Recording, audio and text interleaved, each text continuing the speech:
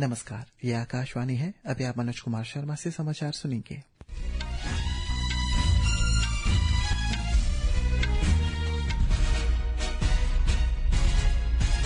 पहले मुख्य समाचार।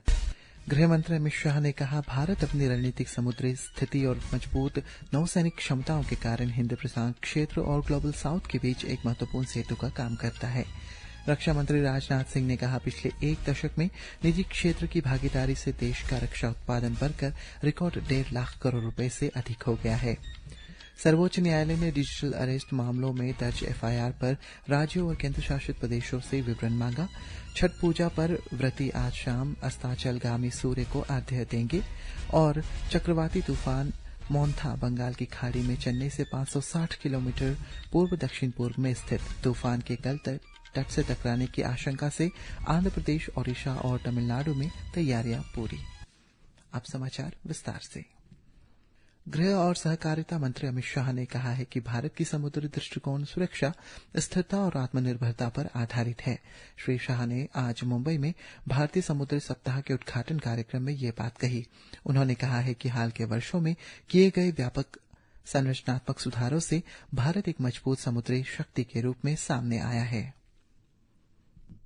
भारत की मैरीटाइम स्ट्रेंथ और स्ट्रेटेजिक लोकेशन इस बात से पता चलता है कि हमारी कोस्ट लाइन 11,000 किलोमीटर से लंबी है। 13 कोस्टल राज्य और यूटी और जीडीपी में लगभग 60% योगदान हमारे मैरीटाइम बिजनेस का है। 23.7 लाख स्क्वायर किलोमीटर का एक्सक्लूसिव स्पेशल इकोनॉमिक जोन दुनिया भर के इन्वेस्टर और मैन्युफैक्चरर को आकर्षित करता है। इस अवसर पर पतन, पोत, परिवहन और जलमार्ग मंत्री सर्बानंद सोनोवाल ने कहा कि भारत समुद्री सप्ताह दुनिया के सबसे प्रमुख समुद्री समारोह में से एक बन गया है। उन्होंने कहा है कि इस आयोजन का विषय महासागरों का एकीकरण, एक समुद्री दृष्टिकोण, वसुधैव कुटुंबकम की भावना को दर्शाता है। रक्षा मंत्री राजनाथ सिंह ने कहा है कि देश के रक्षा विनिर्माण में निजी क्षेत्र की भागीदारी बढ़ रही है। श्री सिंह ने कहा कि भारत का रक्षा निर्यात अब रिकॉर्ड 23,500 करोड़ रुपए तक पहुंच गया है। नई दिल्ली में एसआईडीएम वार्षिक सम्मेलन को संबोधित करते हुए श्री सिंह ने कहा है कि पिछले एक दशक में देश का घरेलू रक्षा उत्पादन बढ़कर रिकॉर्ड 1.5 लाख करोड़ रुपए से अधिक हो गया है और इसमें निजी क्षेत्र का 33,000 करोड़ रुपए से अधिक का योगदान है।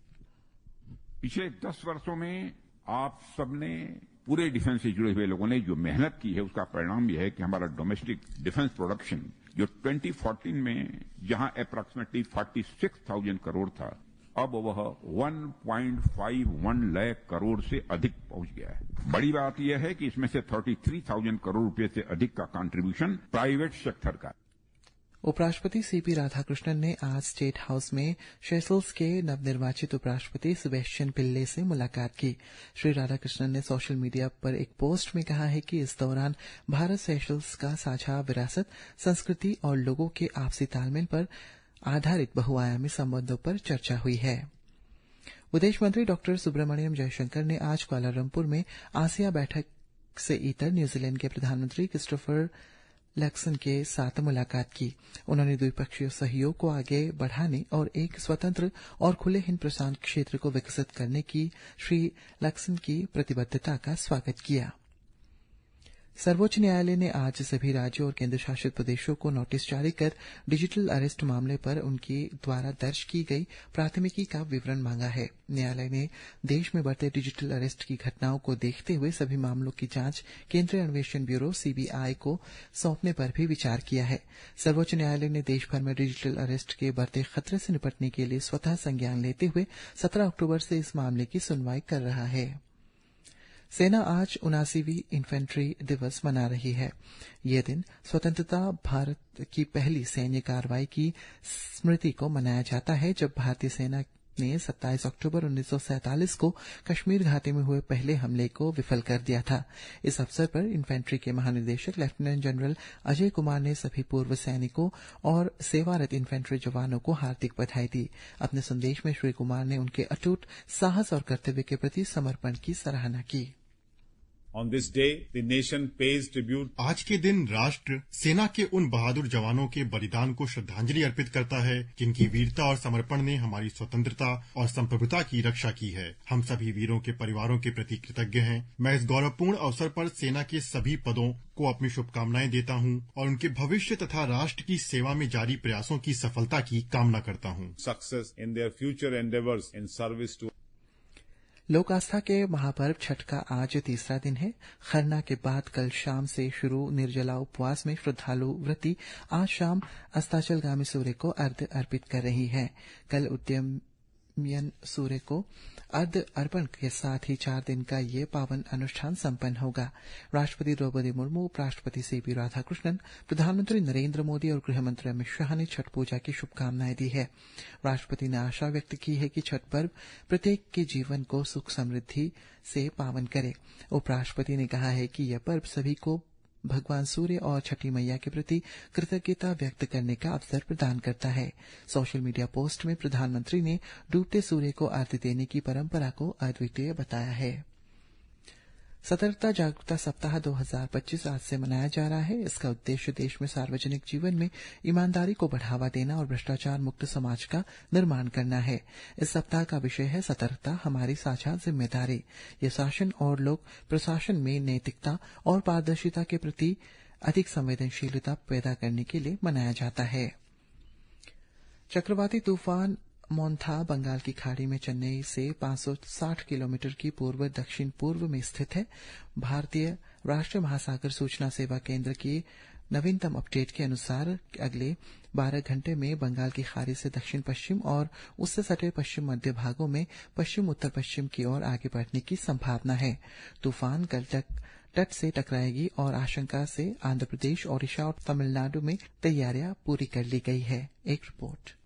आसमान में कल से ही बादल छाए हुए हैं। चेन्नई और आंध्र प्रदेश की सीमा से लगे जिलों में रुक रुक कर हल्की से मध्यम बारिश हो रही है। इस बीच आंध्र प्रदेश के कृष्णा जिले में अत्यधिक वर्षा होने की संभावना है, जबकि गुंटूर, बापटला, एनटीआर, पलनाडु और पश्चिमी गोदावरी जिलों में भी तेज वर्षा का अनुमान है। तटीय क्षेत्रों में हवा की रफ्तार 90 से 100 किलोमीटर प्रति घंटे तक रहने का अनुमान है। मछुआरों को समुद्र में न जाने की सलाह दी गई है। मुख्यमंत्री एन चंद्रबाबू नायडू ने स्थिति की समीक्षा की। प्रधानमंत्री नरेंद्र मोदी ने भी श्री नायडू से बात कर तैयारियों की समीक्षा की। जॉय और अल्लू मुरली की रिपोर्ट के साथ समाचार। जीएसटी दरों में कटौती से देश भर के नागरिकों को लाभ पहुंच रहा है। आज की रिपोर्ट में हम बता रहे हैं कि कैसे अगली पीढ़ी की जीएसटी सुधार जम्मू कश्मीर की अर्थव्यवस्था को बढ़ावा दे रहे हैं। एक रिपोर्ट। नए जीएसटी सुधारों के तहत सरकार ने विभिन्न क्षेत्रों में महत्वपूर्ण राहत प्रदान करते हुए जम्मू कश्मीर की अर्थव्यवस्था को बढ़ावा दिया है। जीएसटी 2.0 के तहत हस्तशिल्प, पर्यटन और विशिष्ट उत्पादों पर कर की कम दरों ने बाजारों को व्यापक बनाया है, निर्यात को मजबूत किया है और आजीविका को समृद्ध किया है। नए कर ढांचे के तहत पश्मीना शॉल और कालीन जैसे उत्पादों पर कर की दर पहले के 12% से घटाकर 5% कर दी गई है। इस कदम से उन बुनकरों और कारीगरों को लाभ हुआ है जिनकी आजीविका इन शिल्पों पर निर्भर करती है। इसी प्रकार कश्मीरी बादाम पैकेजिंग उद्योग पर अब 12% के बजाय 5% जीएसटी लग रहा है। इसके साथ ही पर्यटन और 7500 रूपए तक के होटल खर्च पर भी जीएसटी 5% कर दिया गया है। इस निर्णय से पर्यटन रोजगार को बढ़ावा मिला है और स्थानीय व्यवसायों में वृद्धि हुई है। आकाशवाणी समाचार से बातचीत में जम्मू कश्मीर के निवासी अमित शर्मा ने कहा कि जीएसटी दरों में कमी से व्यापार को बढ़ावा मिला है, क्योंकि अब व्यापारियों को कम जीएसटी देना पड़ रहा है। जो व्यापारी लोग थे वो जीएसटी पे करते थे, अब जैसे जीएसटी कम हुई है तो उनको काफी अच्छा लग रहा है और बेहतर है। जीएसटी कम होने से कई रोजगार के अवसर और खुलेंगे, लोग और अपना काम अच्छी तरीके से कर पाएंगे। इस जीएसटी युक्तिकरण से लागत कम हो रही है और बाजार में प्रतिस्पर्धा बढ़ रही है, जिससे राज्य के लोगों के लिए आय के अवसर बढ़ रहे हैं। रोहन के साथ दृष्टि पुनियानी। और अंत में मुख्य समाचार एक बार फिर। गृहमंत्री अमित शाह ने कहा, भारत अपनी रणनीतिक समुद्री स्थिति और मजबूत नौसेना क्षमताओं के कारण हिंद प्रशांत क्षेत्र और ग्लोबल साउथ के बीच एक महत्वपूर्ण सेतु का काम करता है। रक्षा मंत्री राजनाथ सिंह ने कहा, पिछले 1 दशक में निजी क्षेत्र की भागीदारी से देश का रक्षा उत्पादन बढ़कर रिकॉर्ड 1.5 लाख करोड़ रुपए से अधिक हो गया है। सर्वोच्च न्यायालय ने डिजिटल अरेस्ट मामलों में दर्ज एफआईआर पर राज्य और केंद्र शासित प्रदेशों से विवरण मांगा। छठ पूजा पर व्रती आज शाम अस्ताचलगामी सूर्य को अर्घ्य दे रहे हैं और चक्रवाती तूफान मोन्था बंगाल की खाड़ी से चेन्नई से 560 किलोमीटर पूर्व दक्षिण पूर्व में स्थित। इसी के साथ ये समाचार बुलेटिन समाप्त हुआ। नमस्कार।